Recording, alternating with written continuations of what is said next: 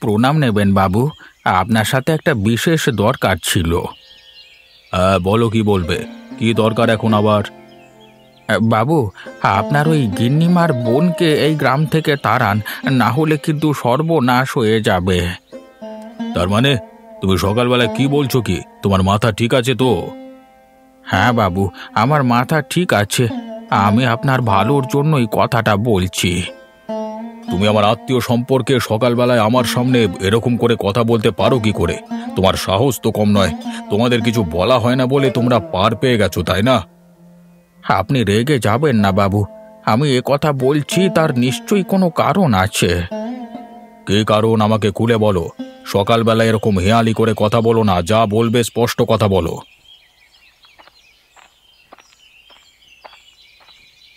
কি ব্যাপার বলো তো? এত চিৎকার কিসের? কি হলো? কি ব্যাপার হরিদা? তুমি কি বলছো ওনাকে? ও বলছে নাকি তোমার বোনকে এই গ্রাম থেকে তাড়িয়ে দিতে। ও মা, কেন? আমার বোন আবার কি করলো? আপনাদের নাম করে তোলাবাজি করে বেড়াচ্ছে। মুখ সামলে কথা বলো হরিদা। তোমাকে সম্মান করা হয় বলে তুমি যা খুশি তাই বলতে পারো না। আপনারা আমার কথা দয়া করে বিশ্বাস করুন, আমি নিজের চোখে দেখেছি। ব্যাস, আর একটা কথাও না। এক্ষুনি এখান থেকে বিদেয় হয়ে যাও।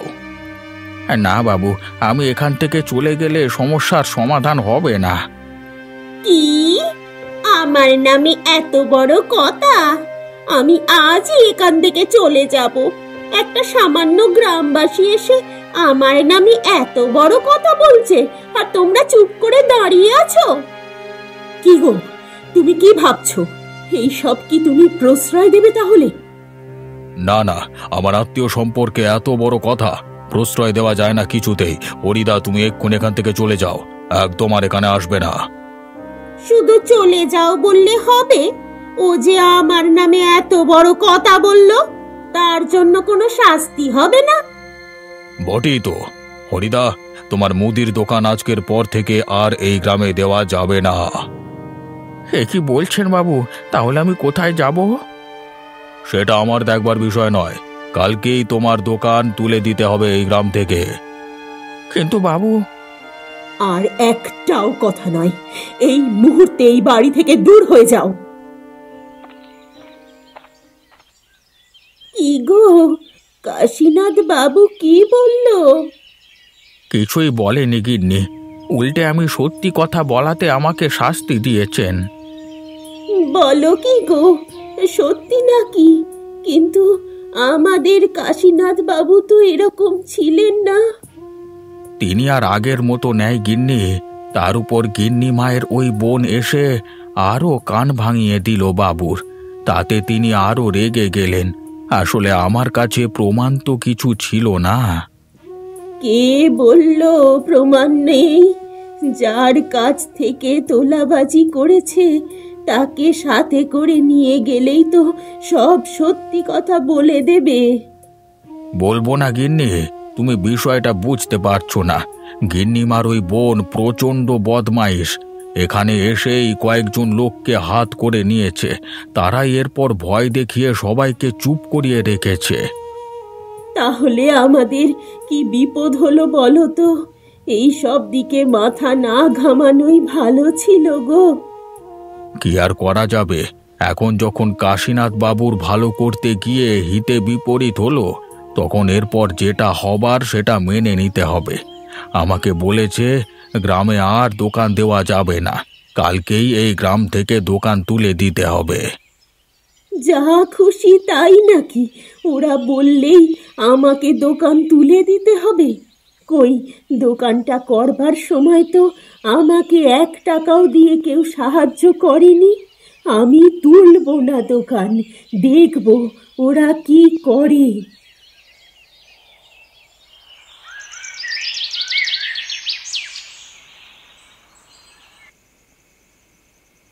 কি বুঝছিস?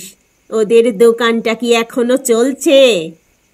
আজকে তো সারাদিন খোলেনি দোকানটা, কালকে সকাল না হলে বুঝতে পারছি না তো। শোন, তোদেরকে বলে দিলাম, কালকে যদি দেখিস ও দোকান খুলে বসেছে, তাহলে কোনো কথা না ভেবে দোকানটা একেবারে ভেঙে গুঁড়িয়ে দিবি। সে আমরা জানি, দোকান ভেঙে দিয়ে বলবো কাশীনাথ বাবু বলেছেন দোকান ভেঙে দিতে, তাই তো? এই তো তোরা শিখে গেছিস। মানে আমাদের হাতে কিছু আসবি তো এবারে, মানে কাজটা ভালো করে করে দে, তোদেরকে আমি খুশি করে দেব। আমি তো এখানেই থাকলাম, এভাবে গ্রামটাকে নিজের হাতে আনতে হবে তো আমাদের। শুধু তোরা আমার সাথ দিলেই হবে। হ্যাঁ গিন্নিমা, আমরা আপনার সাথেই থাকবো।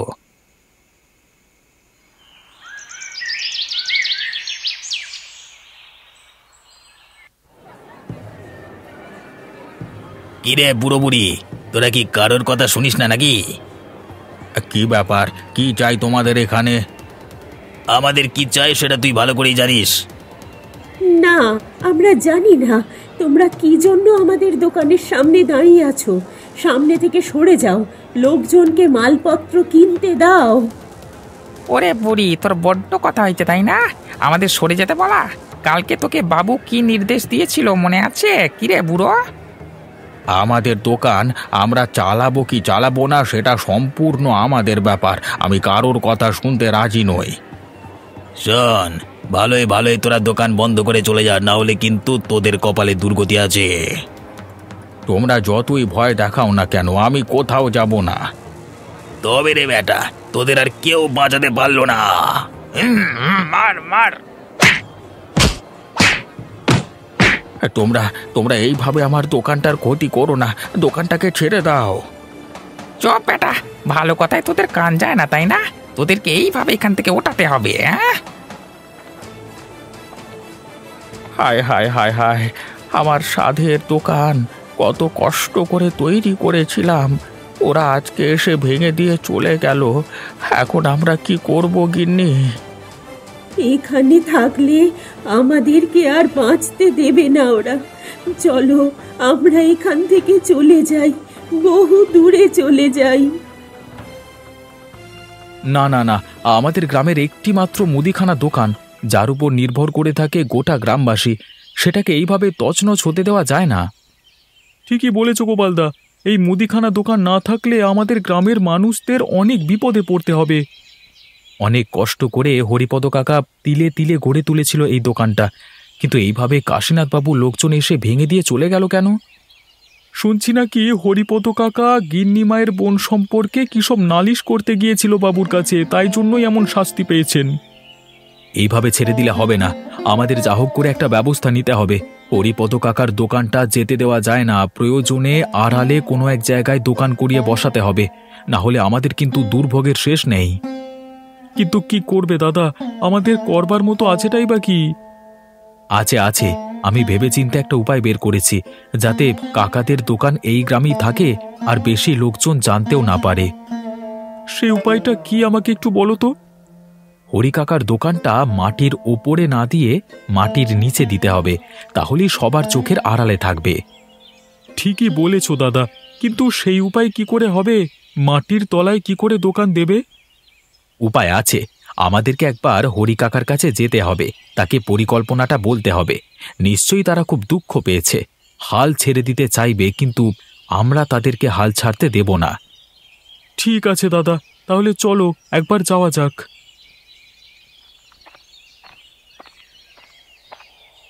গিন্নিমার ওই বোনটাকে দেখলেই কেমন যেন গা ঘিন ঘিন করে, মুখটাই যেন কেমন।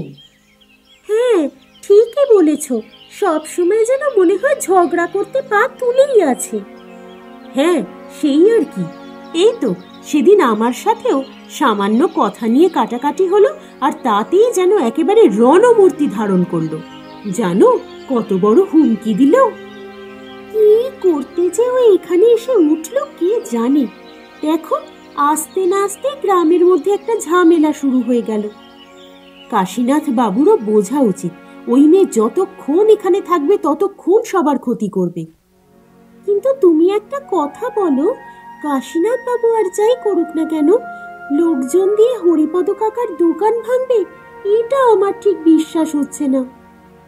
বিশ্বাস তো আমারও হয় না গো, আমার মনে হয় ওই দামিনীর চক্রান্ত এটা। ওই চক্রান্ত করে এই সমস্ত ঘটনা ঘটিয়েছে। আমারও সেটাই মনে হয়, কিন্তু কি জানো তো, কথায় আছে না, সঙ্গ দোষে বুদ্ধি ভ্রষ্ট হয়। হয়তো এটাও হতে পারে কাশীনাথ বাবুর মাথায় ফুসমন্তর দিয়েই এটা ঢোকানো হয়েছে যে হরিপদ কাকাই দোষী। হ্যাঁ, সেটাই তো মনে হচ্ছে। না হলে এই ঘটনা অন্তত কাশীনাথ বাবুর কানে যেত এবং তিনি নিশ্চয়ই কোনো না কোনো ব্যবস্থা গ্রহণ করতেন। এখন ওই কাকা কাকিমার জন্য খুব কষ্ট হচ্ছে, বিশ্বাস করো। না জানি ওরা এখন কি করবে, কোথায় যাবে বলো তো। আমি যেটা বলছি শোনো কাকা, এটা ছাড়া আর কোনো উপায় নেই। মাটির নিচে থাকলে তোমাদের কেউ কোনো ক্ষতিও করতে পারবে না, আর তোমাদের হদিশও কেউ পাবে না। উপরন্তু তোমরা তোমাদের মুদিখানা দোকান ভালোভাবে চালাতে পারবে। বলছিস, কিন্তু ওরা যদি আবার জানতে পেরে আমাদের উপর আক্রমণ করে? প্রথমত তো কেউ জানতে পারবে না, কারণ গ্রামবাসীদের সবার স্বার্থ আছে। তুমি যদি এখান থেকে দোকান তুলে দাও, তাহলে তারা সকলে সমস্যায় পড়বে। আর একান্তই যদি তারা জানতে পেরে তোমার উপর আক্রমণ করতে আসে, তাহলে আমরা রুখে দাঁড়াবো। কারণ মাটির ওপরের জায়গার অধিকার সবার থাকতে পারে, কিন্তু মাটির তলার জায়গাটা কারোর কেনা নয়। কি গো গিন্নি, তুমি কি বুঝছো? ওরা যেটা বলছে সেটা করা কি ঠিক হবে?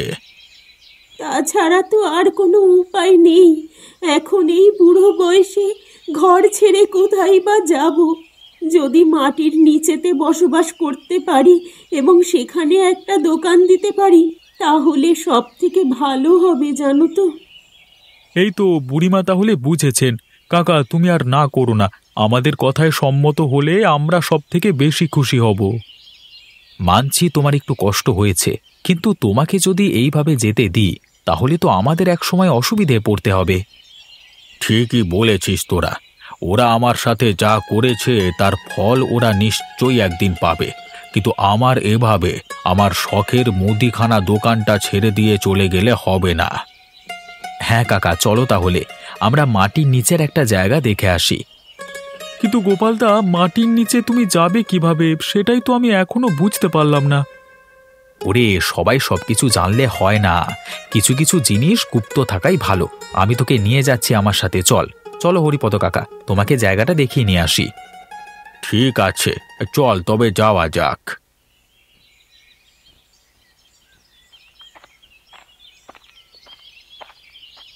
কি ব্যাপার বলো তো তোমার?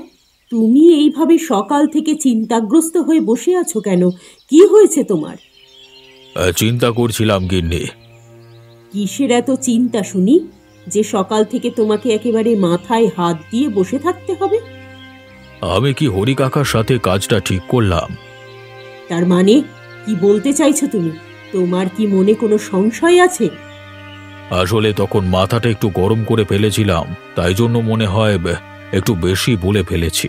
তাছাড়া এভাবে দোকানপত্র ছেড়ে দিয়ে চলে যেতে বলাটা আমার ঠিক হয়নি। তাই নাকি?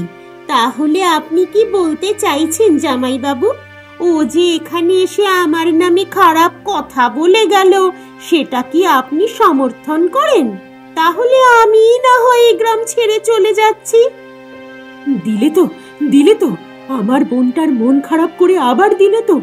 তোমরা কেন যে আমার বোনটাকে এরকম করছো আমি ঠিক বুঝতে পারছি না। আরে না না, আমি কিছু বললাম নাকি? ও তো শুধু শুধুই মন খারাপ করছে। আমি শুধু বলতে চাইলাম ঝামেলাটা অন্যভাবে মিটিয়ে নিলেও হতো। শোনো, ওদেরকে মাঝে মাঝে এইভাবে শাস্তি দেওয়াটা উচিত, না হলে ওরা পেয়ে বসে মাথায় উঠবে। রাত নেই দিন নেই শুধু তোমার কাছে নালিশ করতে আসবে। সেটা তুমি ভুল বলনি গিন্নি, ওরা সেটাই করছে। তবে তুমি রাগ করো না দামিনী। আসলে আমার মাঝে মাঝে মাথাটা গরম হয়ে গেলে আমি নিজেই ভেতরে খুব কষ্ট পাই। আপনাকে কষ্ট পেতে হবে না, আপনি এসব দিক থেকে একেবারে নিশ্চিন্তে থাকুন। ওরা পেয়ে বসেছে বলেই আপনার ঘরে এসে আপনার পরিবারের লোকজনদের নামে কটু কথা বলে যাচ্ছে জামাইবাবু। অন্যান্য গ্রামে তো আমি এসব দেখিনি। তারা তো একেবারে তাদের মোড়লের ভয়ে অস্থির। আমার বোন ঠিকই বলেছে, তোমার একটু কঠোর হওয়া দরকার। ঠিক আছে, তোমরা যেটা বলছো সেটাই হবে। এখন আমাকে একটু একা থাকতে দাও। একা থেকে তো আবার চিন্তা শুরু করবে এসব নিয়ে। না গিন্নি, আর একটা চিন্তাও আছে। আমি ভাবছি আমাদের গ্রামে তো একটাই মুদিখানা দোকান, এখন গ্রামবাসীরা কোথা থেকে দিদি জামাইবাবু সেই একই চিন্তা করে যাবে, বুঝতে পেরেছিস তো? তুমি শোধরাবে না না? ঠিক আছে, আমি আর এসব নিয়ে চিন্তা করব না। এই গ্রামে মুদিখানা দোকান না থাকলে কি হলো, পাশের গ্রামে তো আছে, সেখান থেকে নিয়ে আসবে। একটু কষ্ট করুক, তারপর যখন প্রয়োজন পড়বে আমার কাছে এসে পায়ে ধরবে, তখন আমি একটা ব্যবস্থা করব। কি গো কাকা, কেমন বুঝছো? সবকিছু ঠিকঠাক চলছে তো? এক রাত তো মাটির তলায় থাকলে কেমন লাগলো? সত্যি বলতে শীতটা যা পড়েছে, তাতে এই মাটির তলায় থেকে খুবই আনন্দ। আমাদের ঘরে ঠিক মতো শীত আটকাতো না, রাত্রিবেলায় শীতে কেঁপে মরতাম। তাহলে তো এখানেই বেশ ভালো আছো বলতে হবে, সব দিক থেকেই সুবিধে। হ্যাঁ বাবা গোপাল, এখানে এসে সত্যিই খুব ভালো আছি গো। কালকে রাতে কি সুন্দর ঘুম হয়েছে আমাদের, এক ফোঁটা শীত করেনি আমাদের, জানো? আমার এটা দেখে ভালো লাগছে, তুমি আবার নতুন করে এখানে মুদিখানা দোকানটা শুরু করে দিয়েছো। হ্যাঁ বাবা, কিন্তু একটা সমস্যা আছে। আবার কিসের সমস্যা কাকা? আমি ভাবছি সমস্ত গ্রামবাসীরা যদি জেনে যায় যে আমি এখানে আছি, তাহলে কিন্তু আবার কাশীনাথ বাবুর কান পর্যন্ত খবর পৌঁছে যাবে। আরে যাক না, আমরা তো সবাই আছি। শোনো তাহলে তোমাকে গোপন খবর বলি। ইতিমধ্যে গ্রামবাসীদের মধ্যে হুলস্থুল পড়ে গেছে যে তোমার মুদিখানা দোকান ছাড়া তাদের চলবে কিভাবে। এর মধ্যে যদি নিশিকান্ত বাবু বা তার পরিবার তোমাকে কিছু করবার চেষ্টা করে, তাহলে তাদের কপালে দুর্গতি আছে। তাই যেন হয় বাবা, গ্রামবাসীদের সাহায্য ছাড়া আমি কিছুই করতে পারবো না। তোরা যদি আমার পাশে না থাকতিস, তাহলে আমি সত্যি আজকে কোথায় যেতাম। ঠিক আছে কাকা, ওসব কথা বাদ দাও। এখন আমাদের 1 কিলো ময়দা দাও দেখি, আজকে একটু লুচি ঘুগনি করব। আহা, এই শীতের সময় লুচি ঘুগনি খুবই ভালো লাগে, তা আমাকেও কিছুটা দিয়ে যাস।